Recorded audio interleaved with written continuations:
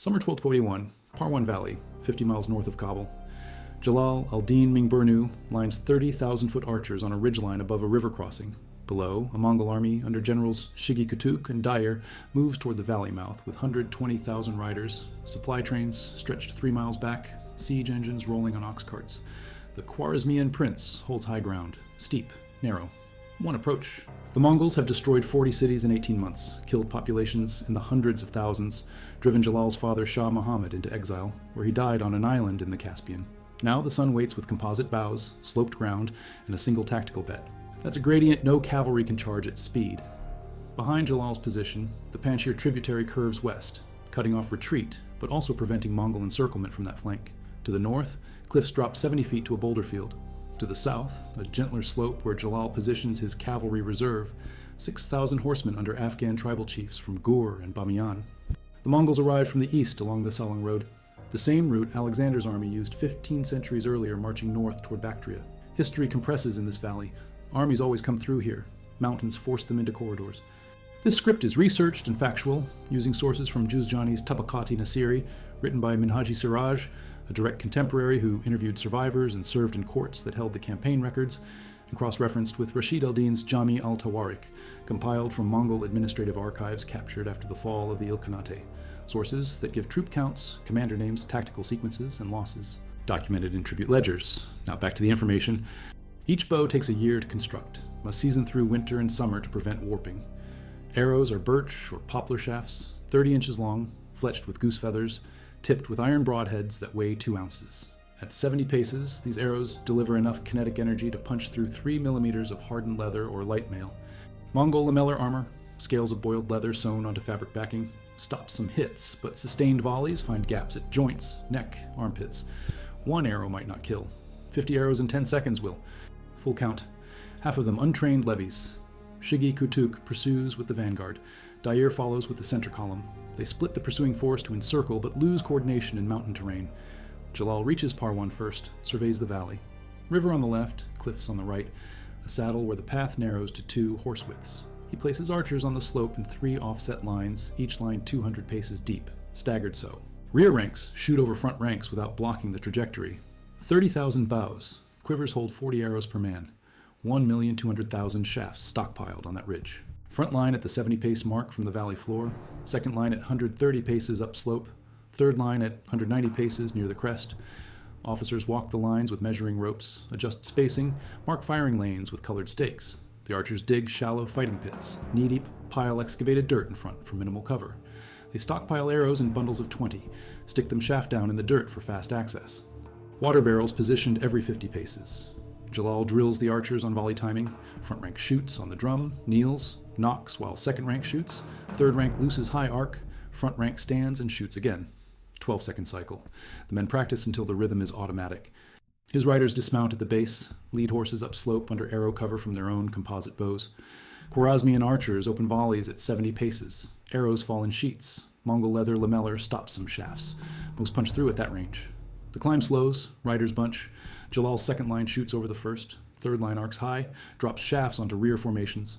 Mongol casualties mount. Shigi pulls back after losing 3,000 in the first assault. Regroups. Tries a flanking maneuver to the west where the slope eases. Jalal repositions 5,000 archers in 2 hours, blocks the flank. Second assault fails. 4,000 more Mongol dead counted after the fight by burial detail dispatched under truce. Cycle. That's 12,500 arrows per minute at peak rate. The first assault lasts approximately 40 minutes, from the sun's height to midday prayer, per Juzjani. 40 minutes, at even half the peak rate, puts 300,000 arrows in the air during that first engagement. Mongol force density, 3,000 men climbing a slope 200 paces wide, means 15 men per pace width. Arrows don't need precision at that density. Aim at the mass. Wounded horses bolt, riders lose formation. The grade prevents fast retreat. Men trapped upslope between arrow fire and the crush from behind take hits from multiple angles. He posted scouts on high points with signal flags. When the Mongol column diverts west, flags wave, runners sprint to command. He pulls 5,000 archers from the center and marches them west at double time. 2 hours to reposition, dig new fighting pits, establish firing lanes. The Mongols arrive to find a second prepared position. They try the assault anyway. Arrows, bodies, retreat. Combined force now exceeds 100,000. Shigi Kutuk argues for withdrawal and regrouping with Genghis Khan's main army besieging Talokan to the north. Dair refuses, orders a night assault. Mongol riders advance in darkness, no torches, moving by starlight in the sound of the river. Khwarezmian sentries hear hooves on stone at 2 hours past midnight. Jalal lights oil-soaked bundles on poles, illuminates the slope. Archers shoot blind into the noise. Mongols reach the base of the ridge, dismount, fight uphill with sabers and lances. Hand combat. Khwarezmian infantry holds for 3 hours, breaks in the center when Mongol heavy cavalry punches through a gap. Jalal commits his reserve, 6,000 Afghan tribal fighters with long spears and shields, plugs the breach, counterattacks downhill. Mongols retreat to the valley floor. Dawn breaks.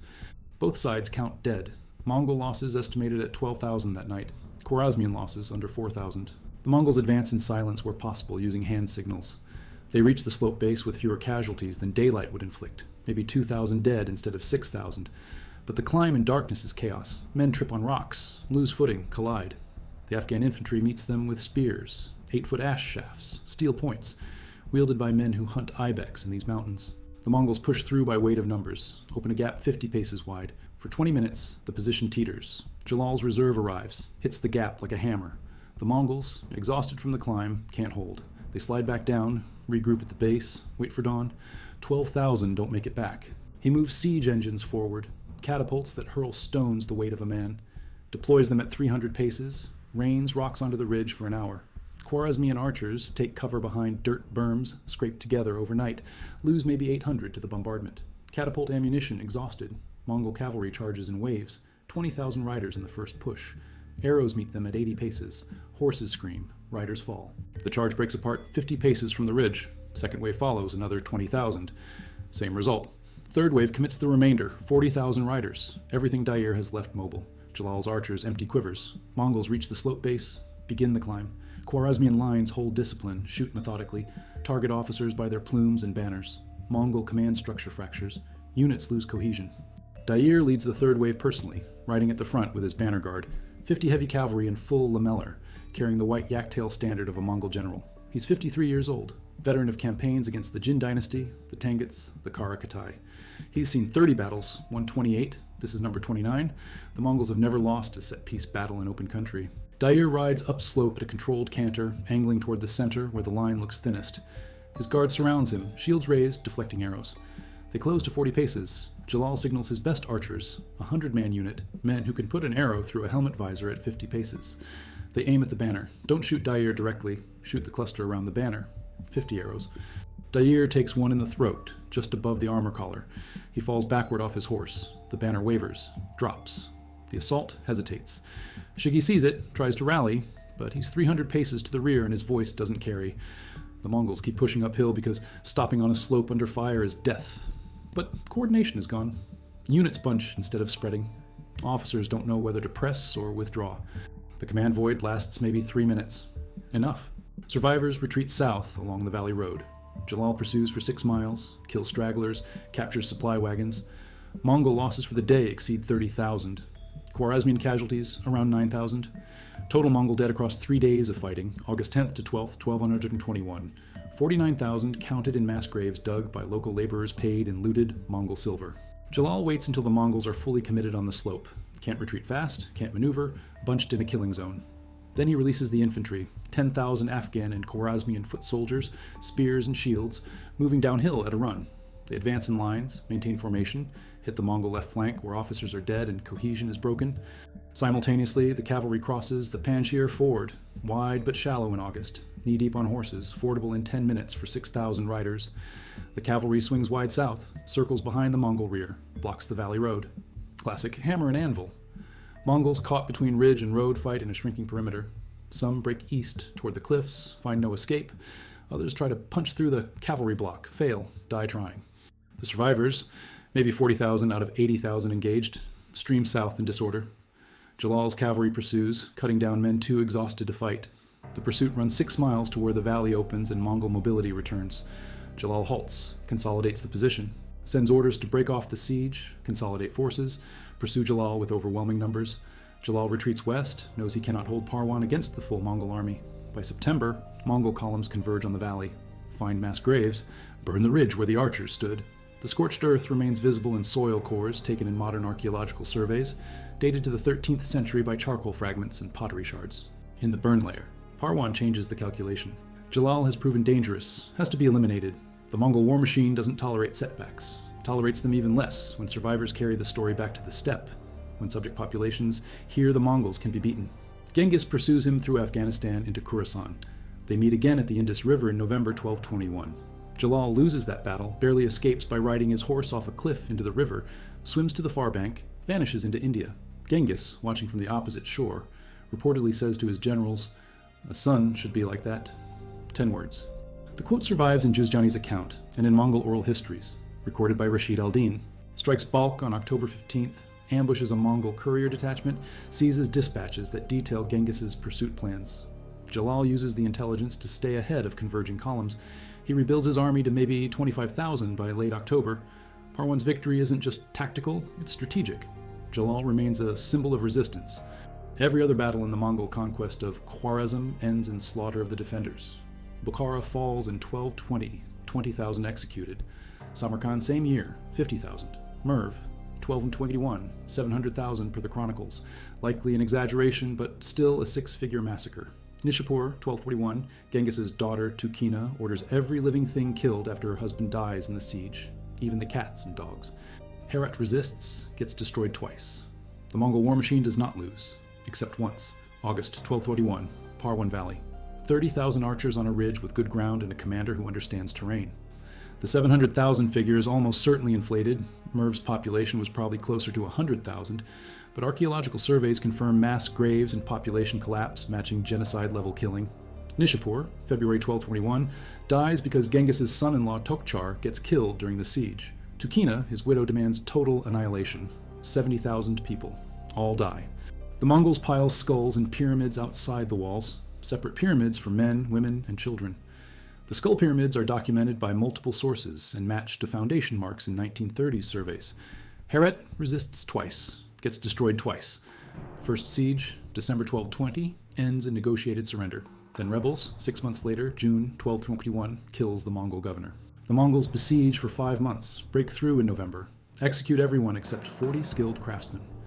The pattern is consistent. Resist and die, resist again and die worse. Parwan breaks the pattern. Rashid al-Din records 10 tumens and additional auxiliary forces, where a tumen is 10,000 riders, so 100,000 base plus auxiliaries. Giovanni, writing 30 years later, says, "A countless multitude," which is vague but cross-referencing with Mongol logistics. Each tumen requires a supply train. Each supply train uses a specific number of carts and oxen documented in their administrative records. Suggests the upper bound is around 130,000. Jalal's force size is harder. He lost most of his army at Ghazni. Chronicles say he gathered a new force in the Hindu Kush. Afghan tribal contingents numbered in the low thousands per tribe. Jalal had alliances with maybe a dozen tribes. Do the math. 30 to 40,000 is the realistic range. Archers, specifically, Central Asian armies of this period field about 70% archers, 30% infantry and cavalry. 30,000 archers fits the profile. Heavy usage during the battle would exhaust most of those. Chronicles say the Khwarezmians ran low on arrows by the third assault on the 12th. Low doesn't mean zero, probably down to 5 or 10 per man, enough to maintain volleys but not sustain the earlier rate of fire. Mongol arrows recovered from the site in the few small-scale excavations done in the 20th century matched the lamellar-piercing broadhead style used in the 1220s campaign. And French teams that recovered Mongol arrowheads, lamellar fragments, and horse bones with cut marks consistent with battlefield butchery. Now back to the information. Rashid al-Din gives a lower figure, more than 30,000, but he's writing from a Mongol perspective and may be deflating the loss. Even at 30,000, it's catastrophic. The Mongol army loses generals, loses cohesion, loses the aura of inevitability. Genghis has to personally intervene to restore momentum. That doesn't happen elsewhere in the campaign. At Bukhara, the city surrenders after a week. At Samarkand, the garrison fights for 5 days, loses, gets killed, no Mongol defeats. Parwan is the exception. One ridge, one prince, one day that changes the calculus. The grade at Parwan is steep enough that Mongol cavalry can't charge at speed. They have to dismount and lead horses or advance on foot. That negates their mobility. Mongol tactics rely on speed, encirclement, feigned retreats. None of that works going uphill into arrow fire. The staggered line formation lets rear ranks shoot without hitting front ranks. Tested in modern archery experiments, a 3-line stagger at 200 pace depth allows continuous volleys where front rank shoots, kneels to reload, second rank shoots over them, third rank shoots high arcs. Front rank is reloaded and shoots again. Cycle time, 12 seconds for a trained archer to knock, draw, aim, loose. 30,000 archers firing in rotation deliver 2,500 arrows every second. That's not sustainable. Fatigue sets in, fingers blister, draw strength drops. But for the first 10 minutes of an assault, it's a killing field. Archers maintained volley fire for 15 minutes before fatigue reduced draw weight by 20%. Extrapolating to Parwan's scale, 30,000 archers sustain lethal fire for at least 20 minutes per engagement. The Mongols endure 3 separate multi-hour engagements over 3 days. Mathematics favors the defense. The Mongols lose because the tactical equation doesn't work. Catapults at Parwan are traction trebuchets, man-powered, not the counterweight models used later in the century. Pull ropes, not falling weight. Range is 300 to 400 paces. Ammunition is river stones, each weighing 40 to 80 pounds. An hour of bombardment at sustained rate would exhaust the crew and the stockpiled stones. Giugiani says the bombardment lasted from the 3rd hour to the 4th hour, which in medieval timekeeping is mid-morning to late morning, so roughly 60 to 90 minutes. Damage inflicted. 800 Khwarezmian casualties is about 2.5% of the archer force, not enough to break the defense. This script is researched and factual, cross-checking chronicles with modern battlefield archaeology, including the 1960s Soviet surveys of Parwan that identified mass burial pits north of the river ford, and the 1990s re-examination by Afghan and French teams that recovered Mongol arrowheads, lamellar fragments, and horse bones with cut marks, consistent with battlefield butchery. Now, back to the information. Mongol night assault on August 11th fails because darkness doesn't hide noise. Horses on stone make sound. 100,000 horses moving, even slowly, even in disciplined columns, generate continuous low thunder. Khwarezmian sentries positioned along the river hear the advance at a half mile. Jalal lights warning fires. Oil-soaked rags tied to poles, lifted high, illuminate maybe 100 pace radius each. Not enough to see clearly, but enough to shoot toward. The archers aim at sound and movement. Accuracy drops, but volume compensates. At that range, 80 to 100 paces, a miss by 5 feet still hits something when riders are packed shoulder to shoulder. Mongols reach the slope base, fight uphill. The Afghan infantry, Pashtun and Tajik tribesmen, experienced mountain fighters, know how to hold ground on a grade. They anchor with spears, form a wall, push downhill when the Mongol line thins. The counterattack isn't a rout, it's a controlled push that reclaims lost ground and stabilizes the ridge before dawn. No ambiguity. A general dies in the field, command transfers to Shigi Kutuku, and the army's coordination collapses. Mongol command doctrine relies on clear chains of authority and preset signals. Lose a general mid-battle, and subordinate commanders don't know whether to press or withdraw. Shigi tries to pull back, but units are already committed. Can't disengage cleanly. Jalal sees the confusion, times the counterattack. Infantry down the slope, cavalry across the ford, hit the flanks simultaneously. Classic hammer and anvil. The Mongol pocket shrinks. Survivors break south. Jalal pursues 6 miles, stops when the terrain opens, and Mongol mobility returns. Rashid al-Din mentions burial trenches north of the river, but gives no detail. The 1960s Soviet survey, conducted by archaeologists from Tashkent under the direction of Lev Gumilev's students, identified 3 large burial pits near the village of Jabal Sarraj, which sits at the entrance to the Parwan Valley. Excavation of one pit recovered skeletal remains of at least 400 individuals, most with trauma consistent with arrow.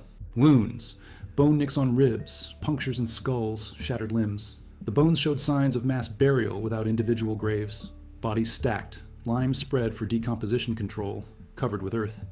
Dendrochronology of wooden stakes used to mark the pits dates them to the early 13th century. The site matches the location described in the chronicles.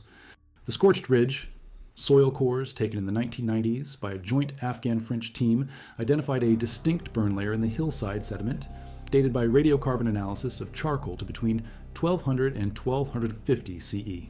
The burn covers an area approximately 2 miles long and half a mile wide, consistent with a deliberate scorched earth policy. A Mongol practice after defeat often included destroying the battlefield site to deny it symbolic value. Genghis ordered the same treatment at the site of his early loss to the Jin dynasty at the Battle of Yehuling in 1211. Burn the ground, salt the wells, leave nothing. The Parwan burn layer contains pottery fragments of Khwarezmian and Mongol styles mixed together, plus metal arrowheads, horse tack, and fragments of lamellar armor. The archaeology backs the chronicle accounts. Mongol siege records, preserved in administrative archives and later compiled by Rashid al-Din, show Taloqan under blockade from June to August 1221. Supply lists, troop rotations, casualty counts, all documented. Then, abruptly, orders to lift the siege and march south. The chronicles say Genghis received news of Parwan in late August. By early September, the entire Mongol center army is moving toward Parwan. Speed of movement. Mongol cavalry under forced march covers 40 to 50 miles per day. Talokan to Parwan is roughly 200 miles, 4 to 5 days. They arrive by mid-September, find the battlefield abandoned, find the graves. Armaturis. Those regions are mountainous, defensible, and hostile to foreign invaders. Jalal raids Mongol garrisons at Ghazni, Kandahar, and Balkh, small hit-and-run attacks that tie down Mongol forces and delay their pursuit. By November, Genghis consolidates enough forces to chase Jalal into the Indus Valley. The Battle of the Indus River is a reversal. Jalal caught in open ground. Mongols encircle him. He barely escapes. But those 3 months matter. They give him time to rebuild, to resist, to survive as a symbol. After Parwan, Jalal becomes a hero in Persian and Afghan histories. Before Parwan, he's just another prince running from the Mongols. It's recorded almost identically in 3 sources: Juzjani, Rashid al-Din, and Juvaini. The consistency suggests it's real. Genghis respects courage. He offers terms to brave enemies.